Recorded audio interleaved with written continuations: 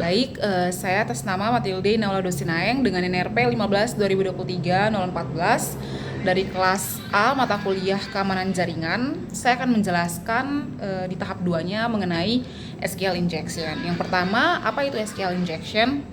Nah, SQL injection ini adalah teknik serangan cyber yang memanfaatkan celah pada keamanan pada input aplikasi web yang tidak difilter dengan baik. Penyerangan ini tuh memasukkan perintah SQL berbahaya ke dalam kolom input seperti form login atau parameter URL untuk memanipulasi database. Tujuannya adalah untuk mencuri data sensitif, mengubah dan menghapus isi database tanpa izin. Lalu yang kedua, perbedaan SQL injection biasa versus blind SQL injection.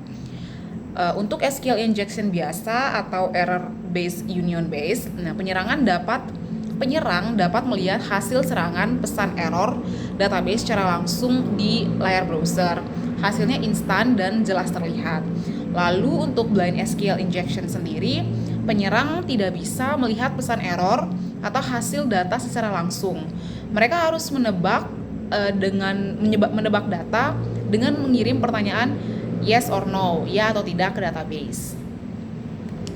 Lalu untuk resiko keamanan ada dua, yaitu directory exposure dan sensitive data exposure.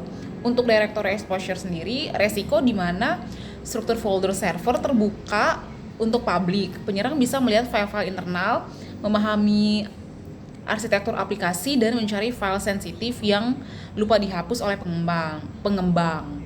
Contohnya kalau di website yang saya lakukan penetration testing ini ada file run.sh. Lalu ada sensitive data exposure. Nah, ini tuh resiko kebocoran datanya rahasia seperti credential login, API keys, informasi kartu kredit, atau daftar dependensi.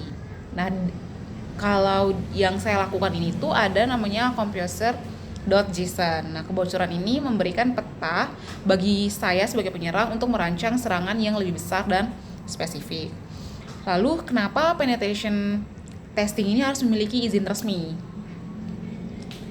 Ini tuh karena aspek legal. Kalau tanpa izin, maka kegiatan scanning atau pengujian ini bisa dianggap sebagai serangan cyber ilegal yang melanggar hukum undang-undang IT di Indonesia.